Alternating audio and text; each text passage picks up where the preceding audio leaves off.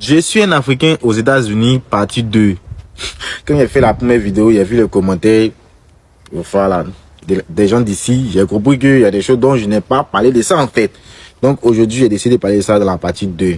Allons-y. Je suis un Africain aux États-Unis, donc j'ai pris certaines habitudes des Américains. Et mon merci finit pas. Et pour ne rien, quand tu m'as fait quelque chose, tu m'as rien fait, mais ma merci. J'apprécie cela. Thank you. Appreciate. Thank you. Appreciate. Je suis fatigué maintenant. Ça fait que maintenant c'est devenu une habitude. Il m'envoie quelque part. Et salut quelqu'un, la personne m'a répondu. Je lui dis merci. Il m'envoie dans un bureau. Il m'a fait quelque chose. Ça c'est normal en fait. Il dit merci. Mais mon merci finit plus en fait. C'est habitué à dire merci. Je suis un Africain aux États-Unis. Bien sûr que souvent, voilà, j'hésite avant de dire bonjour avec une Afro-américaine. Parce qu'avec ceux-là... Je vous raconte une petite anecdote. Moi, dans mon campus, je travaille au campus urbain. Je travaille souvent à caisse, souvent j'aide les gens. Un jour, il y a un gars qui est venu, sa copine, un étudiant. Lui, d'habitude, qui vient, c'est mon gars en fait, qui vient me saluer. Hey, hello bro, on se salue, tu vois, non, il aime ma science, j'aime sa science. Sa copine est venue avec les jetons. Donc on a commencé à compter les jetons. Lui, il est dehors. Il regarde dedans. Il est énervé en même temps.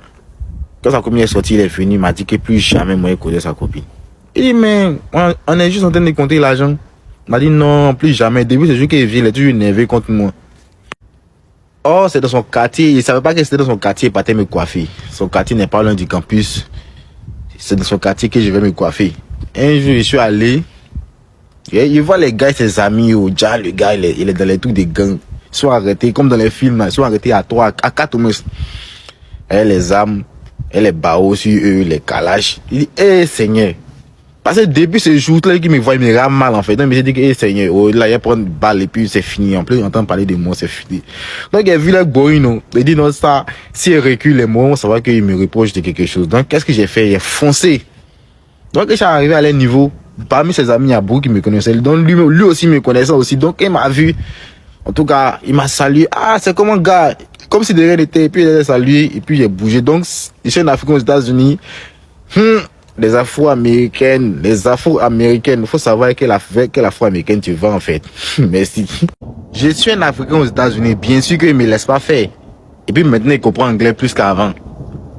Donc, et puis, en plus, je suis ivoirien. Tu m'as parlé, il m'allait te répondre. Mauvais même. Mauvais. Il me laisse pas faire.